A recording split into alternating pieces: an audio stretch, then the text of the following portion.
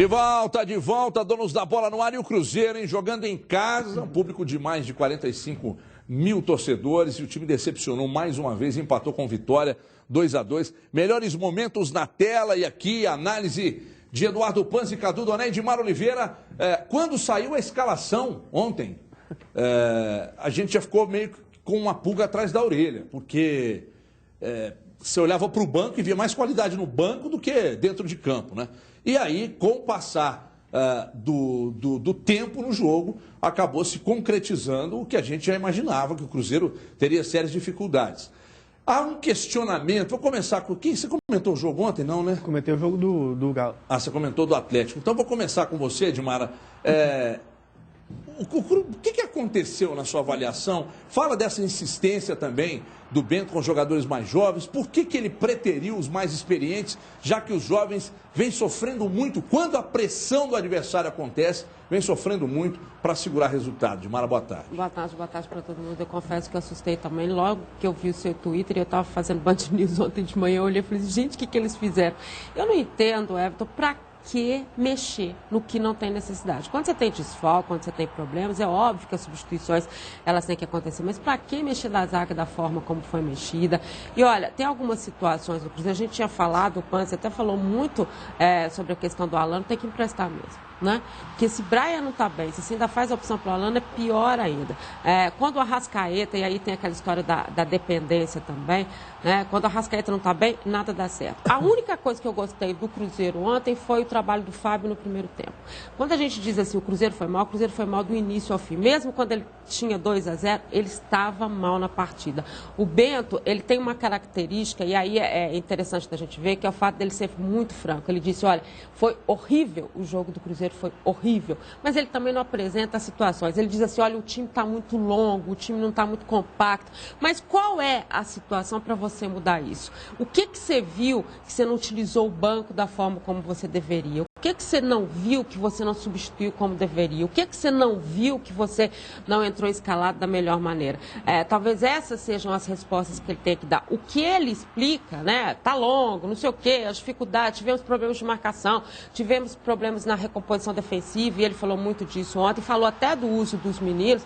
Esse também é um esquema que a própria diretoria quer. Beleza, mas o que se faz para mudar isso de imediato? O Cruzeiro não está no Campeonato Brasileiro para experiência. O Cruzeiro não está no Campeonato Brasileiro, eu imagino, para não estar buscando nada mais à frente. O Cruzeiro não está no Campeonato Brasileiro. A ideia é até boa, né? Mas não visando uma Libertadores. O que de imediato dá para fazer para mudar isso? Claro que tem a situação do Rafael Sobis, do Ábila para entrar, a gente tem uma expectativa muito grande nesse sentido, mas neste momento não dá para ficar esperando. O que pode ser feito nesse momento? Qual é a resposta? Dimara, quando há necessidade de usar a meninada da base, necessidade. Machucou o titular, o reserva está machucado, então um está suspenso, o outro parente morreu e tal. Você vai lá e usa. Claro. Mas quando há necessidade, você encheu o time de garotos, simplesmente porque ele até disse ontem na coletiva, eu não ouvi, sim, mas estava me passando, justificando o excessivo número de jogadores da base e tal. Eu acho que é até perigoso. Pode correr o risco, inclusive, de queimar alguns meninos, porque não é o momento. O momento é do Cruzeiro sair dessa zona desconfortável e dar uma arrancada. E eu não sei se com essa meninada se vai conseguir. Deixa eu tratar com o Eduardo Panzi, Edu. Fala pra mim o que você assistiu o jogo também, a gente pelo Twitter ali, acompanhando e tal. O que aconteceu, cara? Porque o Twitter acaba sendo o nosso divã. Everton, boa tarde. Boa tarde, telespectador. Primeira coisa. Hoje eu não brigo com você, Primeira coisa que aconteceu no jogo ontem. O Marinho deitou e rolou no time do Cruzeiro. A defesa do Cruzeiro não deu conta de marcar o Marinho. Por quê? O primeiro tempo, eu até achei que ele estava muito solto. Lá, ele solto. O primeiro tempo muito solto, muito espaço para ele. O Brian não deu conta e a cobertura chegava atrasada no primeiro tempo. No segundo tempo, o Paulo Bento corrigiu. Você pega nos 2 gols do Vitória, o Marinho está com 2 jogadores na marcação, nos 2 gols. E em outros lances no segundo tempo também.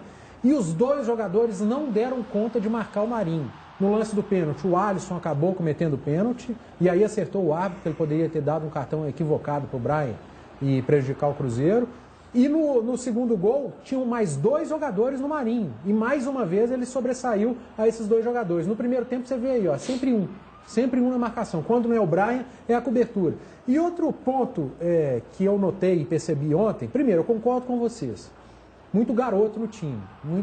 As escolhas do Paulo Bento, que a gente vem falando aqui há muito tempo. Ontem as escolhas foram equivocadas também. Mas eu acho que na coletiva o viés foi para um lado meio errado. Eu não acho que ontem o mau resultado, o mau futebol, foi em função da dupla de zaga jovem. Claro que não. Claro que Mas não. a coletiva foi muito em função disso. Os dois jovens, por que não o Léo? Por que não o Bruno Rodrigues? Eu não achei que os dois jovens, o Fabrício e o Bruno Viana, tenham prejudicado o Cruzeiro. Não. O problema do Cruzeiro ontem foi o meio-campo, a parte defensiva, os volantes, principalmente o Bruno Ramires, porque o Paulo Bento opta por ele, porque ele marca melhor que o Cabral, mas ele não está marcando. Então aí é melhor colocar o Cabral. Ele não está marcando e não tem a mesma qualidade de passe que o Cabral tem. Exatamente. E outra, é um problema que aí a culpa não é nem tanto do Paulo Bento, não é dos garotos, é o que ele tem em mãos. As peças que ele tem para a lateral esquerda e para a lateral direita são ruins demais. O Marinho deitou e rolou dos lados que ele queria jogar ontem. Fosse em cima do Lucas, que até foi um pouco melhor do que o Brian, e o Brian que voltou a fazer uma partida horrorosa. E aí você olha, a grande salvação é o famoso Edmar, para o lugar do Brian, que eu não consigo entender também. Tomara que queime a minha língua. Torço e se queimar a minha língua, eu vou dar a mão à palmatória. Então, para mim, a grande deficiência ontem do Cruzeiro, tentaram levar para os dois zagueiros jovens. Para mim não foi. As duas laterais do Cruzeiro, há muito tempo, estão atrapalhando o desenvolvimento, o desempenho do Cruzeiro em campo. E o Bruno Ramires mal. Se você me perguntar, em rápidas palavras, defina onde esteve o erro que fez com que o Cruzeiro não vencesse o jogo.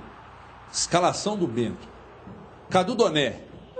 O Bento, você nota que há uma certa teimosia em insistir com alguns atletas e deixar mais qualidade no banco. Você olha para o banco e você vê Léo, Bruno Rodrigo, Robinho e William Bigode. E o Cabral. Será que esse meio time, cara, melhor que meio time que estava dentro de campo?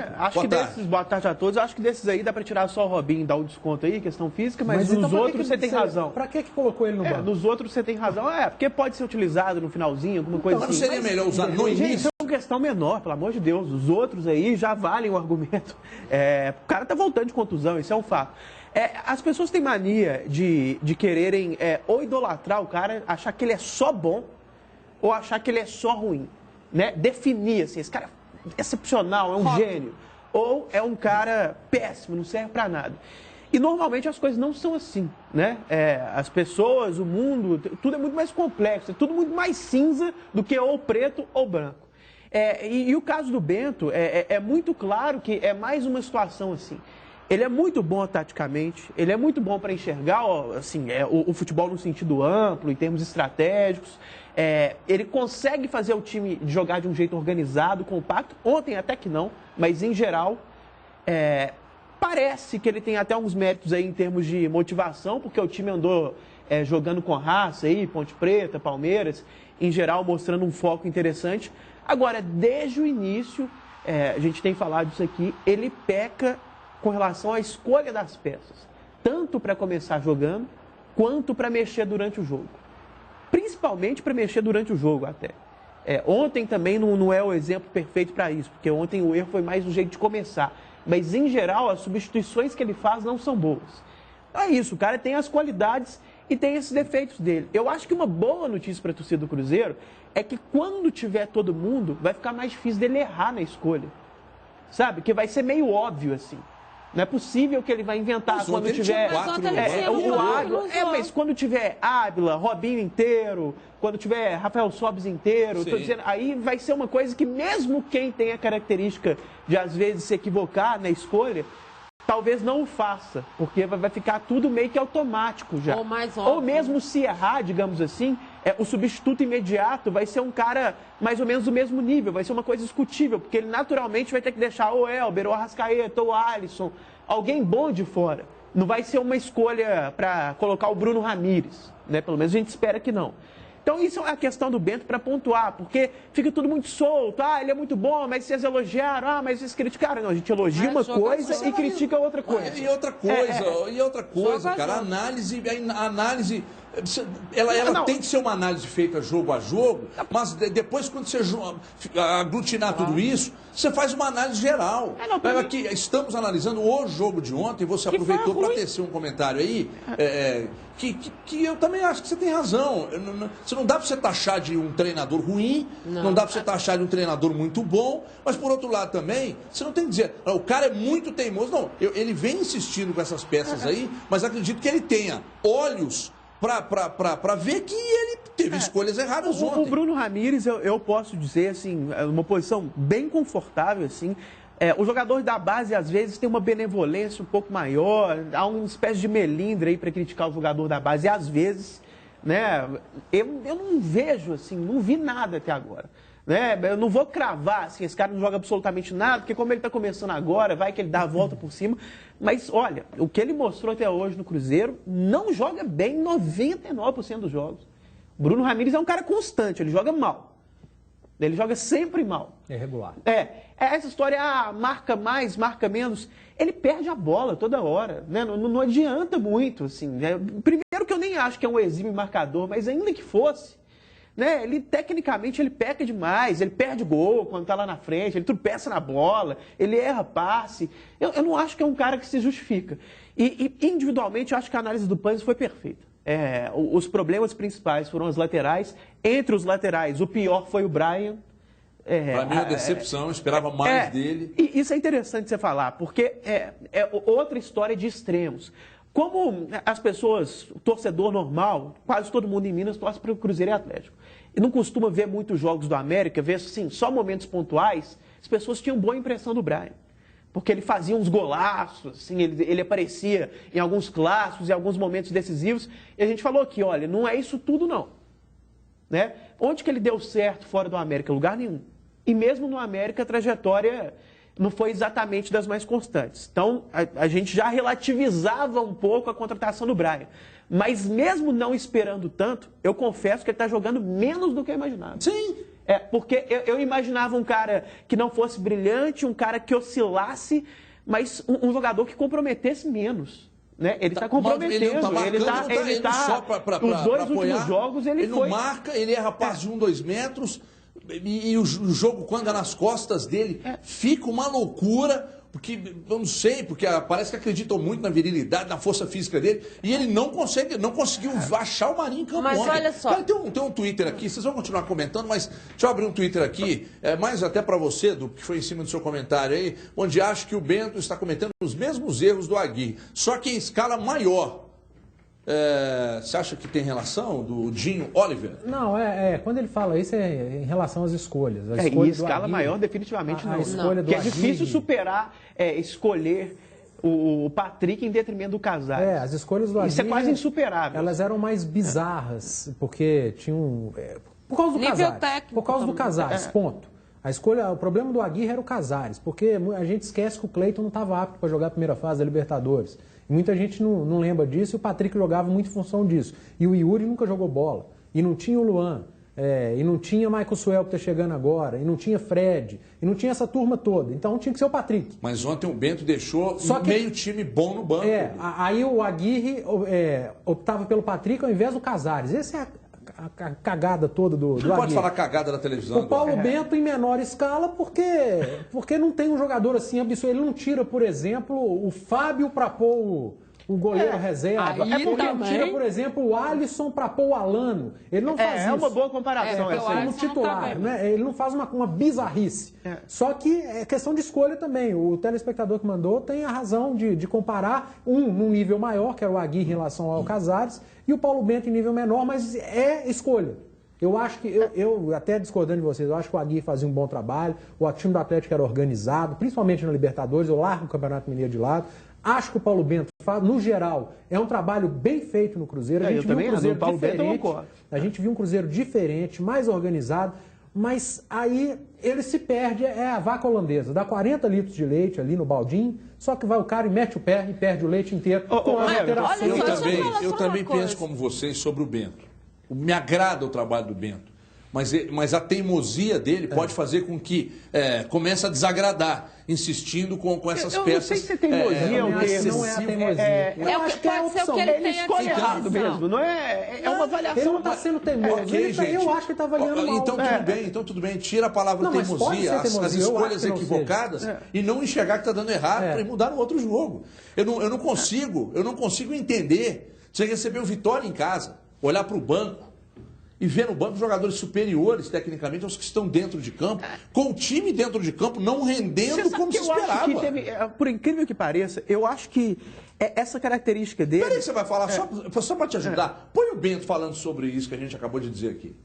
Devemos felicitar o Vitória por aquilo que fez e pela superioridade que mostrou, mesmo quando nós estávamos a ganhar 2-0. Fizemos um jogo sofrível em termos ofensivos, com muito mais decisões. É verdade que fizemos 2 gols, tivemos em vantagem de 2-0. Tínhamos desperdiçado uma oportunidade na quarta-feira em Chapecó com a possibilidade de subir a alguns lugares na tabela. Hoje desperdiçámos outra e, logicamente, quem desperdiça tantas oportunidades está mais perto de sofrer e não alcançar os seus objetivos, como é evidente. Bom, para definir, ele disse que foi sofrível. E foi mesmo. Gente, eu sou o maior adepto de que para você comentar o futebol, você tem que ver 90 minutos, desconto, o jogo completo. A gente sempre critica aqui, imprensa de fora, que às vezes dá opinião claramente só por melhores momentos. Agora, ontem, o roteiro do jogo, quando você pega, o Cruzeiro estava ganhando de 2-0 em casa para um dos times mais fracos do campeonato, no segundo tempo, e levou o empate com 1 a mais. Esse é o jogo que quase, entre aspas, que você não precisa ver para criticar. A não ser uma situação muito fora da curva, isso não pode acontecer de jeito nenhum. Né? O roteiro ontem foi emblemático demais, Everton. Uma derrota para o Cruzeiro. Um empate com sabor de derrota pesada, por causa dessas circunstâncias que eu estou falando. Pensem bem, gente. 2-0, vantagem de mais de um gol, em casa, com 45 mil pessoas, um jogador a mais, o time ruim. Se levar um empate, é uma vergonha o que aconteceu ontem, nesse sentido de circunstâncias. Então ele tem razão, né? Tem que usar um termo pesado para descrever mesmo. E sobre a escalação, talvez justamente por isso que eu estou falando, por ter sido um empate com sabor claríssimo de derrota, a gente analise mais os erros dele. Mas por incrível que pareça, eu acho que em alguns jogos ele errou mais feio do que ontem em termos de escalação.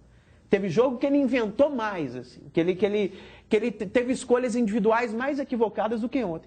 Ontem, sem o Henrique, eu acho que ele tinha que jogar no 4-2-3-1 mesmo. Ele tinha que jogar só com 2 volantes e com os 3 meias. Porque não tem volante bom. O Cruzeiro não funciona com 2 volantes. Não funciona. Contra o Atlético foi 2 volantes, contra para ninguém não. Funciona. E no Orco ainda. Não funciona com 2 volantes. O time do Cruzeiro, geralmente, 90% dos jogos ele entra com 2 volantes. Com Henrique e com Romero não funciona. Se for só os 2. Não, eu acho que tem que ter o Robinho a mais. Não tem mas aí tem é a qualidade da saída, né? Não você tem perde funcionado. com os 2 eu que acho ele que é um coloca. erro entrar em campo com 2 volantes.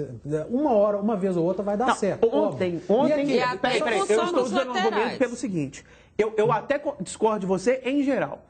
Eu acho que pode funcionar ou com 2 ou 3 volantes, a questão de ajuste, acho que dá para jogar. Mas ontem, especificamente, o argumento não é nem essa coisa mais geral. É que o substituto imediato para o Henrique é o Gino. Né? Isso todo mundo concorda. Então, para adaptar o time, para não jogar com 3 volantes...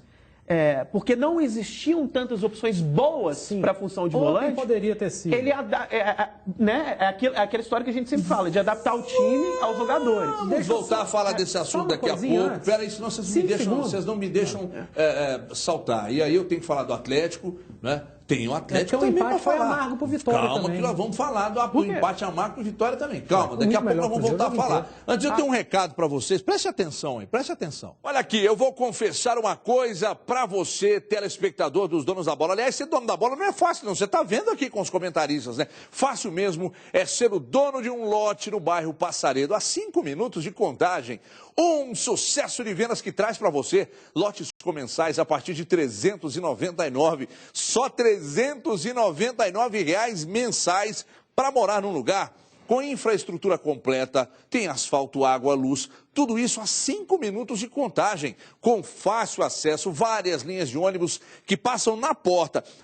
Garanta já o seu. Lotes a partir de 200 metros quadrados, entrada facilitada, financiamento feito diretamente com a Santa Rosa Urbanismo, uma das maiores loteadoras do Brasil. Acesse agora bairropassaredo.com.br, bairropassaredo.com.br ou ligue 3538-0405. Tá vendo? Falei que eu não só faço coisa boa. Olha, mesmo com vários desfalques, o time do Figueirense segurou o Atlético em Santa Catarina, empate. 1-1, a equipe catarinense quebrou a série de vitórias do Atlético.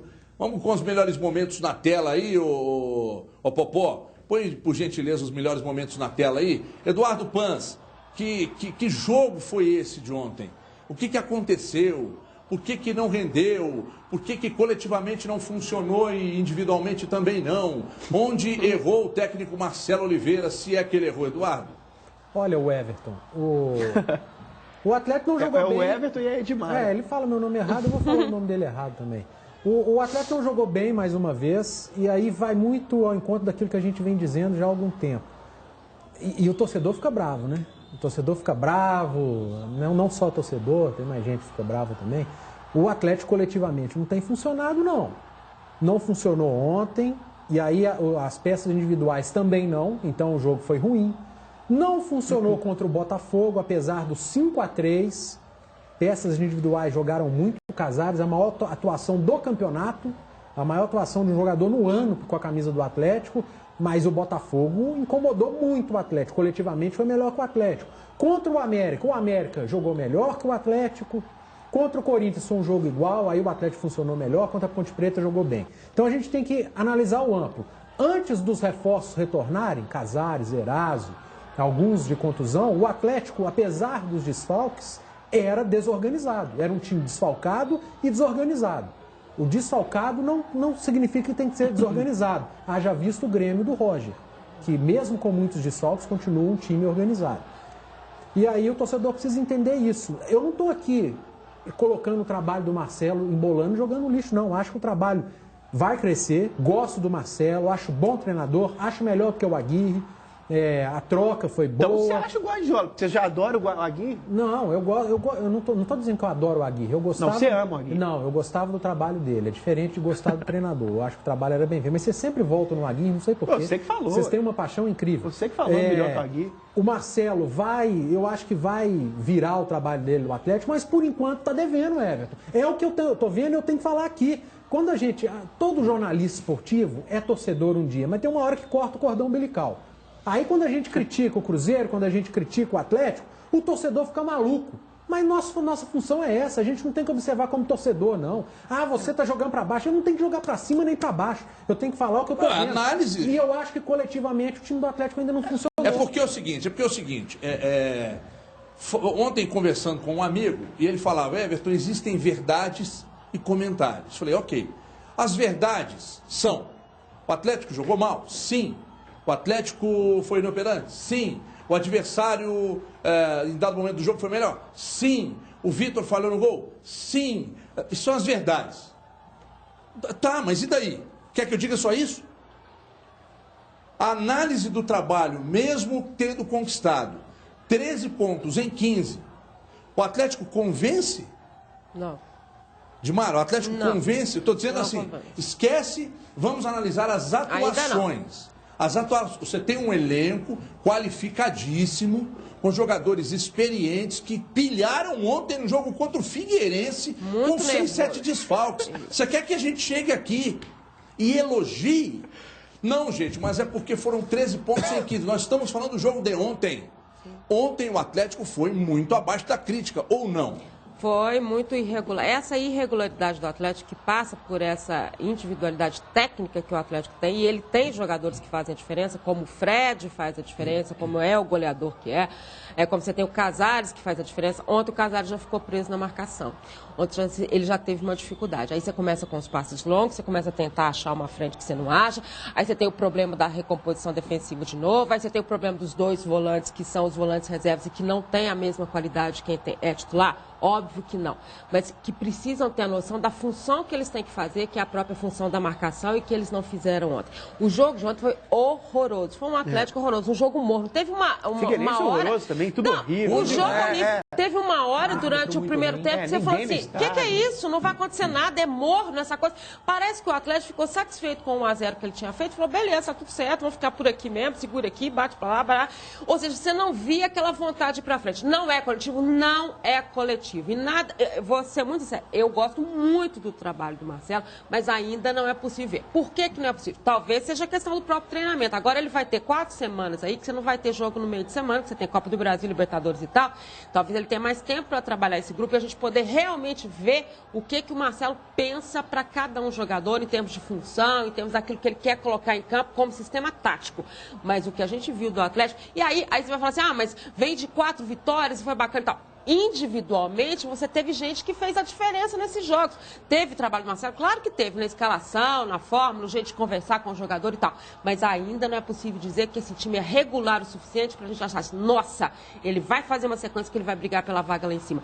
Isso ainda não dá para dizer do Atlético. É a questão da oscilação. Sim, Everton, mas não oscilou, ganhou 4, mas ok. não é só o Atlético. Mas ele ganhou do América por 1-0, mas jogou bem? Não jogou bem, mas venceu, você considera. Sim. Pegou o Botafogo aqui. Eu fiquei com o pé atrás antes do jogo e até falei aqui no programa. Estou com o pé atrás que esse time jogou bem contra o Inter. Aí o Eduardo chamou a atenção para o trabalho do Ricardo Gomes frente ao Botafogo, que não tem peças de muito valor, muita qualificação, mas tem uma coletividade, quer dizer, no mínimo interessante. Aí ganhou por 5-3, mas o Vitor foi uma grande figura no jogo. E o Botafogo jogou bem. Tomou 3 gols. Tomou 3 e fez outras grandes defesas. Ok. Aí ontem a gente vai para um terceiro jogo e faz a análise. Ontem o Atlético jogou bem? Não. As alterações do Marcelo surtiram efeito? Não. Foram erradas? Na minha avaliação foi quando ele saca o Casares. Se o time não tinha ligação. Aí você pega um cara que não passa uma metida de bola, ele pelo menos tem qualidade para resolver. Você foi tira o único erro, né? E enche de atacantes. Aí você pega um jogador... Só esse foi errado. Não. Você não precisava tirar o Casares, que é o melhor jogador do seu time. Você deixa ele em campo. Mas tem outro erro pra mim. Mas tem outro erro pra mim.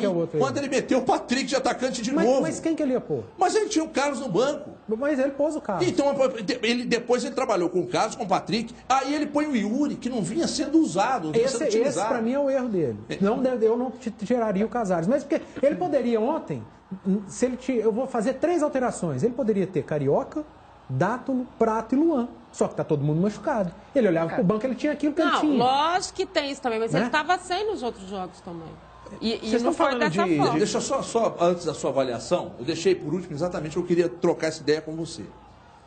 Existe na sua avaliação desonestidade no comentário de quem diz que o Atlético coletivamente tem muitas falhas? Claro que não. Existe implicância quando você diz que o Marcelo ainda não achou esse time? Não, eu acho que precisa melhorar muito coletivamente. Primeiro que desonestidade é uma palavra muito forte e as pessoas podem discordar, né? Existem opiniões diversas aí. Aliás, falando de desonestidade, eu achei desonesto o árbitro quando ele expulsou o Fred. Para mim não houve uma cotovelada. Ele abriu o braço, acabou atingindo ele. No máximo para amarelo, ele estava caindo, inclusive. Isso é o tipo do lance, você está falando de reação adversa de torcedor. Eu estava comentando o jogo, você imagina, né? Comentando o jogo no Itatiaia, você fala que um cara não deveria ser expulso, a outra torcida te xinga igual. Mas quase todo mundo da imprensa achou exagero. Eu vi um cara no Sport TV lá, achando que...